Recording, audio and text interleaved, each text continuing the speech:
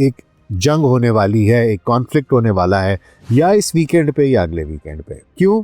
क्योंकि इसराइल चाहता है। उन्होंने ऐसे ही हमला करके टेस्ट किया है। क्या ये कंटिन्यू करेगा? How are they going to proceed with it? कितनी देर तक चलेगा? इसके अहदाफ क्या है? ये सबसे ज्यादा अहम चीज है। जिस तरह उन्होंने कहा था कि हम जो सुप्रीम लीडर हैं आयतुल्लाह खामनाई, हम उनको एलिमिनेट करना चाहते हैं, इनका असल एम क्या है? ये देखना बहुत अहम है कि ईरान का इस दफा रिटेलिएशन क्या होगी, रिएक्शन क्या होगा।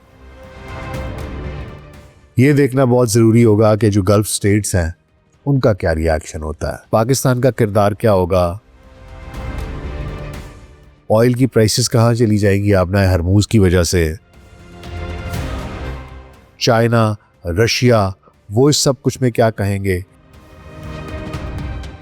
इस वक्त जो यूएसएस अब्राहम लिंकन है ये बहरा अरब में है। यूएसएस जेरल्ड फोर्ड है ये दूर है। जो भी अटैक वगैरह करना होगा अमेरिका ने वो अब्राहम लिंकन से किया जाएगा और जेरल्ड फोर्ड जो है यूज़ किया जाएगा फॉर डिफेंस पर्पसेस।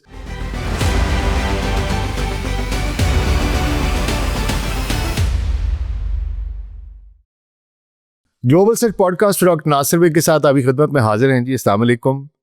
जैसा कि अभी खिदमत में चंद रोज़ कबल मैंने अर्ज़ किया था कि ईरान के ऊपर हमला नागुज़ीर है और मैंने ये भी बताया था आपको कि वीकेंड के ऊपर ये हमला होगा, तो एग्जैक्टली ऐसा ही हुआ है। Turkey and Qatar have gained influence in Syria, and from here I warn, Turkey is the new Iran. एक जंग होने वाली है, एक कॉन्फ्लिक्ट होने वाला है, या इस वीकेंड पे या अगले वीकेंड पे। क्यों?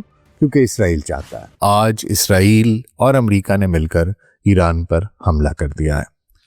इसकी बहुत सी वजूहात थी जिसकी वजह से मैं आपको ये बता रहा था कि क्यों होगा।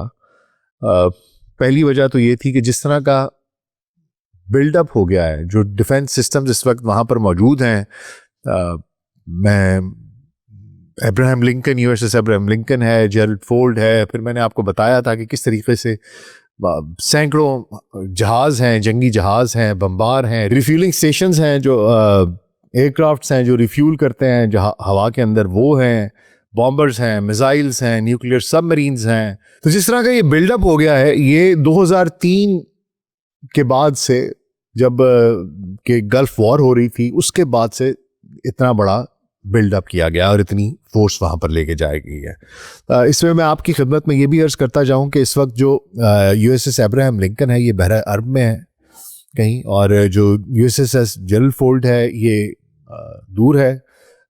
जो भी अटैक वगैरह करना होगा अमेरिका ने वो अब्राहम लिंकन से किया जाएगा और जेरल्ड फोर्ड जो है उसको यूज़ किया जाएगा फॉर डिफेंस पर्पसेस, अगर उनको ये लगता है कि इसराइल को कोई किसी किस्म का थ्रेट होता है या किसी किस्म का मामला होता है। अच्छा, अब कुछ चीज़ें इसके अंदर बड़ी अहम हैं कि आखिर ये जो हमला हुआ है ये क्या स्पोरेडिक है? उन्होंने ऐसे ही हमला करके टेस्ट किया है। क्या ये कंटिन्यू करेगा? क्या ये सिर्फ दबाव है? निशान ऐसे ही एक होता है, थोड़ा सा प्रेशर टैक्टिक्स है कि एक्चुअल उन्होंने हमला कर दिया है। How are they going to proceed with it? कितनी देर तक चलेगा? इसके अहदाफ क्या है? ये सबसे ज़्यादा अहम चीज़ है। और कि क्या न्यूक्लियाई जो उनकी कैपेबिलिटीज़ हैं, जो उनकी साइट्स हैं, वो इनका हदफ है, या रिजीम चेंज है, या जिस तरह उन्होंने कहा था कि हम जो सुप्रीम लीडर हैं आयतुल्लाह खामनाई, हम उनको एलिमिनेट करना चाहते हैं, इनका असल एम क्या है? ये बहुत अहम है देखना। फिर उसके बाद ये देखना बहुत अहम है कि ईरान का इस दफ़ा रिटेलिएशन क्या होगी, रिएक्शन क्या होगा, हाउ विल दे रिएक्ट। ये देखना बहुत ज़रूरी होगा कि जो गल्फ स्टेट्स हैं उनका क्या रिएक्शन होता है। बहुत सी चीज़ें हैं देखने वाली। पाकिस्तान का किरदार क्या होगा? ऑयल की प्राइसेस कहाँ चली जाएंगी आपना हरमूज की वजह से? चाइना, रशिया, वो इस सब कुछ में क्या कहेंगे? तो ये बहुत से सवालात हैं जिनके के जवाबात हम सबको ढूंढने हैं। तो मैं आज कोशिश करूंगा कि इन सब के जवाबात जो हैं उनको ज़रा एक दफ़ा देख लिया जाए। तो अगले 10 से 15 मिनट के लिए ध्यान ज़रा इधर, और अगर हमारा प्रोग्राम पसंद आ रहा हो तो वीडियो को लाइक और चैनल को सब्सक्राइब कर दीजिएगा। तो जनाब, सबसे पहली बात कि अहदाफ क्या हो सकते हैं। एक तरफ तो बातचीत हो रही थी और मैंने आपको बताया था कि ये बातचीत सिर्फ और सिर्फ आईवॉश है, इससे होना वाना कुछ नहीं है, ना ही इससे कुछ निकलना है, और ईरान को भी इस बात का पता था। और दोनों पार्टीज दरअसल उनको भी इल्म था कि हम ये बातचीत नहीं कर रहे, ये आईवॉश, और दोनों बेसिकली अपनी तैयारी पूरी करने के लिए टाइम बाय कर रहे थे और कुछ भी नहीं था। इसीलिए ना तो ईरान कोई बात दे रहा था, वो अपने आप को वीक शो नहीं कर रहा था, स्ट्रॉन्ग शो कर रहा था, और ना वो एक कदम पीछे हटने को तैयार थे। और अभी तीसरा राउंड कल हुआ और आज ये अटैक हो गया। तो मैंने आपको पहले भी बताया था। और दूसरी बात ये है कि इससे पहले पिछले साल भी यही हुआ था, गुज़िश्ता साल टॉक्स हो रही थी, और टॉक्स के दौरान ही अभी टॉक्स हो रही हैं और बीच में ही साथ इन्होंने हमला शुरू कर दिया और एक जंग शुरू कर दी। तो एक तो ये कि इस चीज़ से पहली बात तो ये कि अमेरिका की क्रेडिबिलिटी जो है वो बहुत ज़्यादा ख़राब होती है कि एक सुपर पावर है और वो एक तरफ तो लोगों को एंगेज करता है डायलॉग में, उनके साथ बैठता है, बात करता है। अब स्टीव विटकॉफ हो या जैरेड कुशनर हो, मतलब दामाद है सदर का, और अगर वो इतने फारग टाइम है कि वो इस तरह की ड्रामेबाजियों में हिस्सा ले रहे हैं, उनको भी पता है ये कुछ होना नहीं है, लेकिन they're still investing their time and effort and going there and talking to people and still knowing fully well कि उन्होंने करना कराना कुछ नहीं है।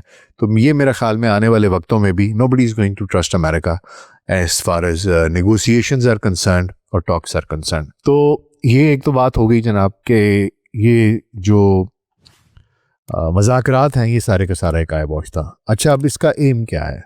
देखिए, मज़ाकरात जो है वो तो करते रहे ये लोग कि जी हमने न्यूक्लियर फैसिलिटीज़ पे बात करनी है, आप कितना एनरिच यूरेनियम रख सकते हैं, और फिर उसके बाद करते करते बात मिसाइल सिस्टम्स के ऊपर आ गई, और ये कहानी इसके इर्द गिर्द इन्होंने घुमानी शुरू कर दी। लेकिन असल प्रॉब्लम यह है कि प्रॉब्लम तो न्यूक्लियर और मिसाइल टेक्नोलॉजी, इनकी वो कहानी तो बात की है। जो ये असल चीज़ चाह रहे हैं वो क्या है? तो सबसे पहला तो इनका एम ये होगा कि इस्लामिक रिजीम जो है उसको they want to bring it down, एक रिजीम चेंज चाहते हैं, और ये भी चाहते हैं कि किसी तरीके से अगर आयतुल्लाह खामनाई जो हैं उनको एलिमिनेट कर दिया जाए। बहरहाल इसमें कहानी ये है जनाब, ऑलरेडी बहुत से प्रॉक्सी ग्रुप्स हैं जिनको कि इन्होंने एक्टिवेट किया हुआ है, जो ईरान के अंदर अलहदगी पसंद जो तहरीकें हैं उनको दोबारा से रीएक्टिवेट किया हुआ है। दूसरी बात यह है कि बहुत से लोग हैं जो नाराज़ हैं, माशी बहुत से मसाइल हैं, फिर बहुत से लोग हैं, जब आप इतनी एक रिलीजियस एक्सट्रीमिज़म होता है, एक रिजिड व्यूज़ होते हैं, तो वो ज़ाहिर सी बात है कि एक्सट्रीम व्यूज़ रहे हैं इस्लामिक रिजीम के, और बहुत से लोग उसके साथ they do not agree to that, but still they have also seen what America has been doing in Libya, what they have done in Iraq. They know कि हम अपनी रिजीम के खिलाफ आज खड़े होकर कोशिश तो करेंगे, लेकिन इसके बाद क्या होगा? कौन आके हमें चूरियां खिलाएगा घी वाली? ऐसा कुछ नहीं होने लगा। जो आपके पास है वो भी तबाह हो जाएगा। देख लें क्या इराक के साथ हुआ है, और देख लें क्या लिबिया के साथ हुआ है, देख लें क्या शाम के साथ हुआ है। सो दे ऑल्सो नो दिस। तो I don't think so that इनका अलबत्ता एम ये है कि हम ईरान में तेहरान में, क्योंकि जो अभी बॉम्बिंग हुई है वो तेहरान में हुई है। इस दफ़ा जो इन्होंने आज बॉम्ब्स गिरे हैं वो तेहरान में है। तो तेहरान में तो इनकी न्यूक्लियर साइट नहीं है, वो तो फर्दो में या नेटन्स में है, और वो यहाँ से काफ़ी दूर है। तो इसका मतलब ये है कि जो एम समझ में आ रहा है वो यही है कि इन्होंने रिजीम चेंज चाहते हैं या ये एलिमिनेट करना चाहते हैं। और एक जो बॉम्ब गिरा है वो आयतुल्लाह खामनाई की रेजिडेंस जहाँ पर वो रहते हैं उसके बहुत करीब गिरा है। तो एम तो उन्होंने बड़ा अपना क्लियर कट बता दिया है कि जी उनका एम रिजीम चेंज है।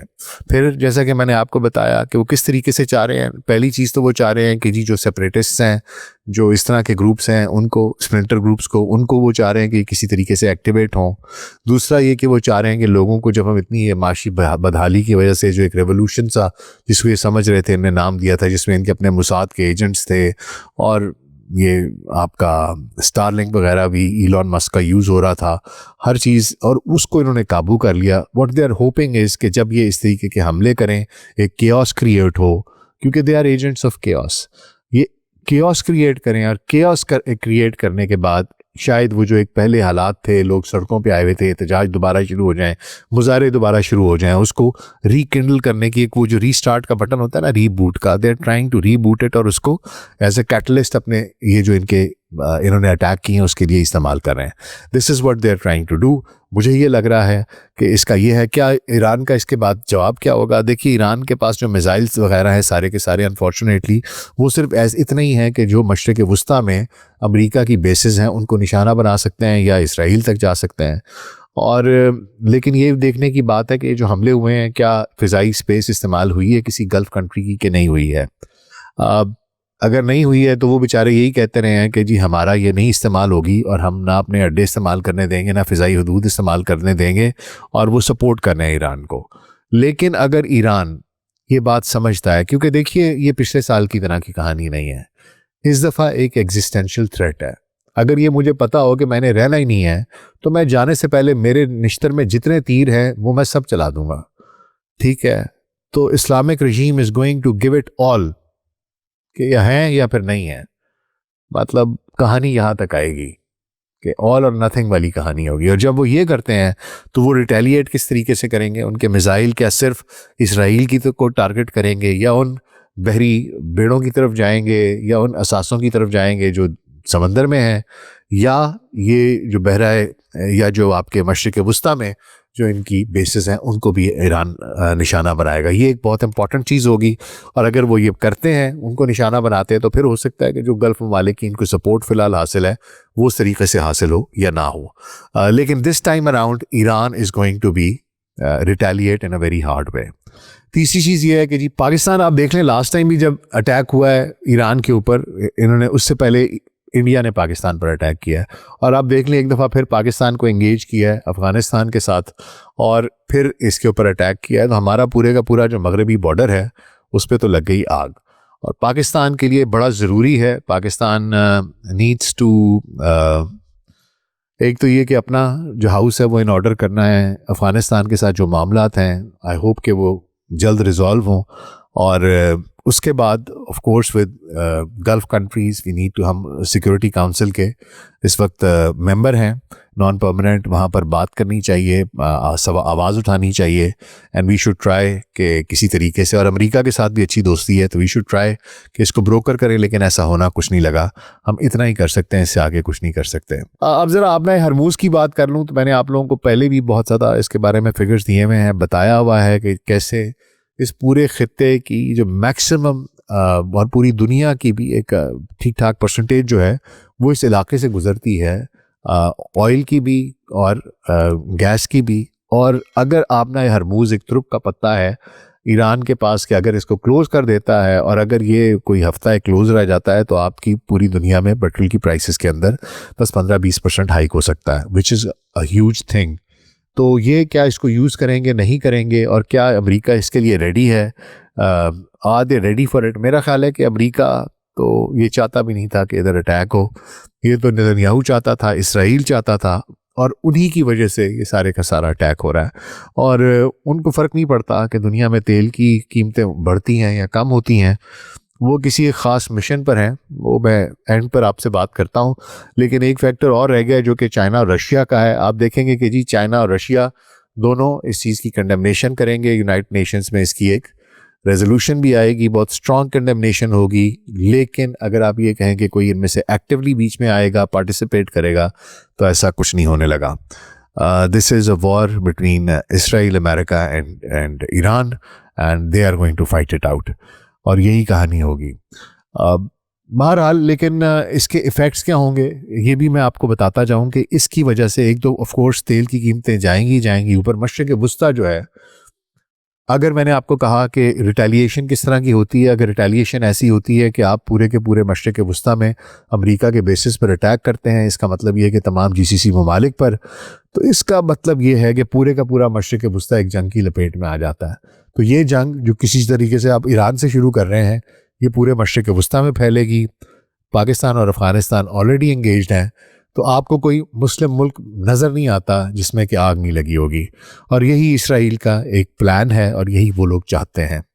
कहानी बेसिकली मैं आपको बारहा बता चुका हूँ जनाब कि basically it is greater Israel का फर्स्ट फेज़ तभी ख़त्म होना है जब ईरान गिरेगा, इस्लामिक रिजीम गिरेगी, ईरान मैंने अब आपको बताया था कि इनका एम जो है वो इस्लामिक रिजीम को गिराना और डिसइंटीग्रेशन है, कि ईरान इतना स्ट्रांग रहे ही ना कि दोबारा सर उठा सके, इसके टुकड़े टुकड़े करके इसको फेंक दें। और उसी में से एक टुकड़ा मैंने आपको बताया था कि बलूचिस्तान लिबरेशन आर्मी जो है वो ये उनको भी सपोर्ट कर रहे हैं। एक पूरी मैंने वीडियो बनाई है, वो आप देख सकते हैं। और ये बेसिकली तो इट इज़ ग्रेटर इजराइल के बर्थ पैंग्स हैं, और मुसलमान जो हैं पूरी दुनिया में इस वक्त खुसूसी तौर पर मशरिक़ वुस्ता, पाकिस्तान इसमें बशमूल, और this is going to be a very tough time for all of us. और वो ये कोशिश करेंगे कि पूरा ग्रेटर इसराइल का पहला फेज़ ख़त्म हो, साथ ही पाकिस्तान को लपेटें। आप देख लीजिए उनकी ज़ुबान किस तरीके से बदल गई है। ऑलरेडी वो तुर्की को सुन्नी नेक्सस की बात करते हैं, वो तुर्की की बात करते हैं, पाकिस्तान की बात करते हैं, सऊदी अरब की बात करते हैं। तो जैसे ही ईरान की रिजीम गिरती है, खुदा ना करे कि गिरे, लेकिन जो मुझे नज़र आ रहा है कि कहानी शुरू हो गई है और ये गिरेगी। तो बहरहाल कितनी देर भी रेजिस्ट करेंगे, अल्लाह सुब्हाना ताला उनका मददगार हो। लेकिन इसराइलियों का प्लान ये है कि उनका अगला हदफ तुर्की है, सऊदी अरब है और पाकिस्तान है। और पाकिस्तान को इंगेज करने के लिए उन्होंने ऑलरेडी अफ़गानिस्तान और इंडिया दो अपनी प्रॉक्सीज ऑलरेडी तैयार की हुई हैं।